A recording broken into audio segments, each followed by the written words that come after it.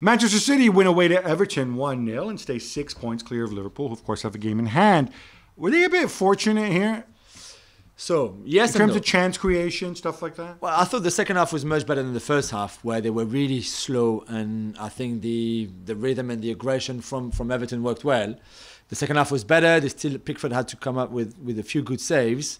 They were lucky on the goal they scored, though, because, Michael Keane is not a very good player, let's be honest, but that was bad. There was a deflection and he couldn't sort his feet out. Come on, no? Please. And then they got lucky on the penalty, because that was 100% penalty. I guess the argument is he on the sleeve or no? And where the ball hits the arm of Rodri, I think you could tell by Rodri's face that he knows it's a handball. I think it's so obvious.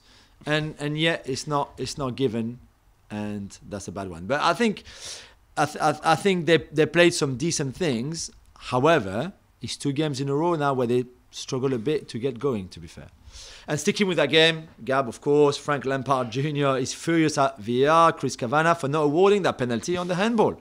Does he have a point? What do you think? Oh, I know what you think. 100%. Chris Kavanagh, you put Chris Kavanagh with poor Paul Tierney. It's like you're doing this on purpose, right? I don't know what this guy's problem is, seriously. At least have him look at it. What could be the reason? What do you think is the reason? Well, because the PGM all came out with one of their briefings and they said, it wasn't a clear and obvious situation. And it's like... What, clear and obvious handball? It was not clear enough. Well, it wasn't clear enough of how far up his arm it was. I'm sorry. This is specifically where there's still room for interpretation. This is where you want referees to do their job. You should have 100% you have Tierney look at it. Yeah. 100% you have a look at it, and you evaluate. He's moving his whole body so that he can intercept it. What are we talking about here? What are we talking about here? Towards the board. Honestly, if I didn't know better, I refuse to believe that Chris Kavanagh can be so bad. I think he's Agent Kavanagh who hates VAR and is trying to bring the whole house down. Honestly, yeah. This is just horrible. Yeah. There's no possible reason why he couldn't have had Tierney show it. And then look. If Tierney still thinks that's not a handball, that's fine. Then let Tierney take all the flack. I know. Tottenham roll over Leeds United 4-0, and Antonio Conte is happy again. So happy one day, then grumpy, then happy again. Just a few days after hinting, of course, as we said, that he might leave. Is that what you Italians do? This is what Antonio Conte does. Oh, okay, honestly, it's so doom and gloom. And then before this game, he came out and he says, no, I'm like that. I don't take defeat well. I get grumpy. Everything's negative. And I need to go and metabolize the loss on my own. Like he's some kind of wild animal.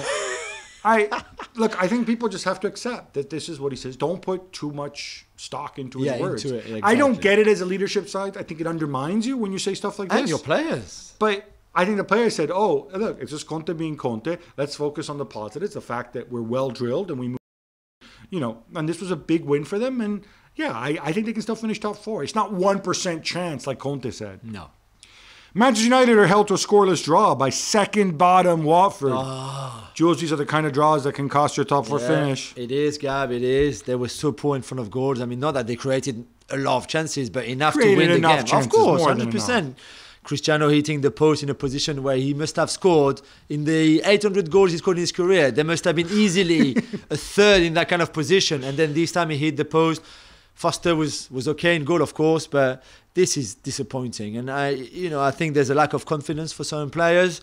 And the answer is everybody say, well, keep working. Certain players, let's name names. It's not Cristiano with a lack of confidence. It's not Bruno with a lack of confidence. But that is a bad draw. Bad draw. Big win for West Ham United as they down Wolverhampton Wanderers 1-0 thanks for Thomas Suchek goal. Thomas Suchek, as you know, I love Thomas Suchek more than you do. Jules, we expect them to fall away weeks ago. They're still there. It's like those rashes that never go away. Yeah. They're just a point behind the top 4, fourth place. I think 2 points. 2 points maybe? Yeah. They've been and Arsenal and Spurs have games in hand and all this stuff. But until you win those games in hand, you don't know if you will have the points or not. So they're there.